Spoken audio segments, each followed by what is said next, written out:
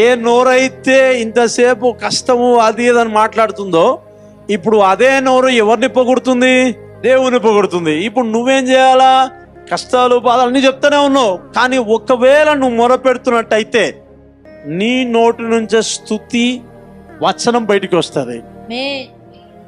అవునా? పట్టించుకోవా అది ఇది అని చెప్పిన నీ నోరే మోకాలంగి నువ్వు ప్రార్థన చేస్తున్నట్టయితే దేవుడు అద్భుతం జరిగిస్తాడు, సాక్ష్యం బయటికి వస్తుంది. ఇప్పుడు ఏమంటాడు చూడండి, దైవజనుడు ఏమంటాడు? యెహోవా, నీవు నిత్యము సింహాసనుడువు, నీ నామస్మరణ తరతరములుండును. నీ నామస్మరణ తరతరములు ఉంటదంట. హల్లెలూయా.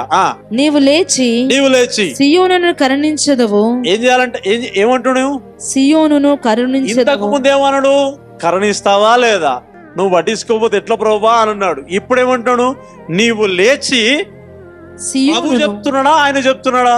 నీ ప్రార్థనలో ఏముండాలి తెలుసా? ఎప్పటికైనా దేవునితో సమ్మతిస్తూనే ఉండాలా. నీ చుట్టూ ఉన్న వాతావరణం, నీ చుట్టూ ఉన్న ప్రజలు, అవునా, నీకు వచ్చే ఫోన్ కాల్స్, ఇవన్నీ టోటల్ 100% నెగిటివ్ని క్రియేట్ చేస్తాయి. నెగిటివ్. కానీ నీవు ప్రభు సన్నిధికి వచ్చిన ప్రభు ప్రార్థనలో నువ్వు ఉన్నప్పుడు నువ్వు దేవునితోనే సమ్మతించాలి. కాదు అన్నట్టే కనిపిస్తాయి నీ చుట్టూ అన్ని, కానీ నీవు దేవునితో సమ్మతిస్తే something will happen for you. నీవు సియోన్ని కరుణించదవు, దాని మీద దయ చూపుటకు కాలము వచ్చెను. దేవుడు చెప్పిండా? నీ సంతోషకరమైన దినములు రావాలంటే ఎవరు చెప్పాలా? అద్భుతాలు ఎక్కడుంది? నీ నాలుకలో ఉన్నాయి. ప్రార్థన ఎక్కడుంది? ఆయన నామాన్ని ఉచ్చరించడం వల్ల ఏం జరుగుతుందంట? దేవుడు ఏదైనా జరిగిస్తాడంట. సంతోష దినాలు రేపు కాదు, సంతోష దినాలు ఇప్పుడే ఉన్నాయని చెప్పాలా. క్రియేట్ ఏదన్నా ఒక విశ్వాసపు యొక్క వాతావరణాన్ని మనం సృష్టించాలా. నిజంగా భయం వేస్తుంది, బాధ అనిపిస్తుంది, ఏడుపు వస్తుంది, కన్నీళ్ళు వస్తాయి, చెప్పలేము. అవునా? కొన్నిసార్లు మనకి మనమే తిట్టుకుంటాం అద్దం దగ్గర పోయి. కానీ జరిగిందేదో జరిగిపోయింది, దేవునికి స్తోత్రం. కానీ ప్రభు మన కోసం జరిగిస్తాడు. అవునా? సంఘం ప్రార్థన చేస్తే ఏమైపోయిందండి?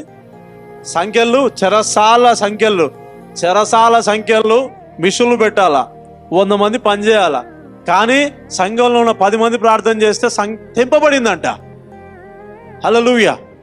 అవునా? మిషన్ల కంటే వెరీ పవర్ఫుల్ ఇది అవర్ ప్రేయర్స్. హల్లెలూయా. చెప్పండి, నా ప్రార్థన. నీకెవరు చెప్పలే కావచ్చు, నేను చెప్తున్నా. నా ప్రార్థన, నీ ప్రార్థన శక్తివంతమైనది. మనం ప్రార్థన చేస్తే, నువ్వు ప్రార్థన చేస్తే, నేను ప్రార్థన చేసినా ప్రభు కదులుతాడు, ప్రభు అద్భుతం జరిగిస్తాడు, సాక్ష్యాలు బయటికి వస్తాయి. హల్లెలూయా. సియోనులో నీవు లేచి సియోనును కరుణించదవు. దాని మీద దయ చూపుటకు కాలము వచ్చెను. నిర్ణయ కాలమే వచ్చెను. హల్లెలూయా. దాని రాళ్ళు నీ సేవకులకు ప్రియములు, వారు దాని మంటిని కనికరించుదురు. అప్పుడు అన్యజనులు యెహోవా నామమునకు భూజనులందరూ నీ మహిమకును భయపడుదురు. హల్లెలూయా. ఏలయనగా యెహోవా సియోనును కట్టి ఉన్నాడు. అర్థమైందా? చెల్లా చెదురైపోయి ఏమి కానట్టు, ఆ పురంలో ఏం లేనట్టు, ఏం ఉద్యమం లేనట్టు ఉంటే ప్రార్థన చేయడం వల్ల, దేవుడు కదిలింపబడడం వల్ల ఏమైతుందంట? సియోను కట్టబడుతుందంట. సియోను కట్టబడితే భూమి మీద ఉన్న అన్య జనులు అందరూ ఏమవుతుంది? భయము భీతి నొందుతారంట. నీకు విషయం తెలుసా? ఒక మాట చెప్తా, ఈ సందర్భం కాగానే ఒక మాట చెప్తా. ప్రభు యొక్క రాకడ ఎవరికి తెలుస్తుంది తెలుసా? విశ్వాసం తెలుస్తుంది. ఇదే విషయం అన్య జనులు చెప్తే వాళ్ళకి ఎలా ఉంటుందంటే నవ్వులాటగా ఉంటుందంట. కానీ అది నిజమని ఎవరు తెలుస్తుంది? మనకు తెలుస్తుంది. ఆ దినాన ఏం జరుగుతుంది తెలుసా? లోకమంతా భయము భీతి నొందాల్సిందే. విశ్వాసులైన మనం తప్పించబడతాం. ప్రభు రాకడలో మనం ఎత్తబడతాం. హల్లెలూయా.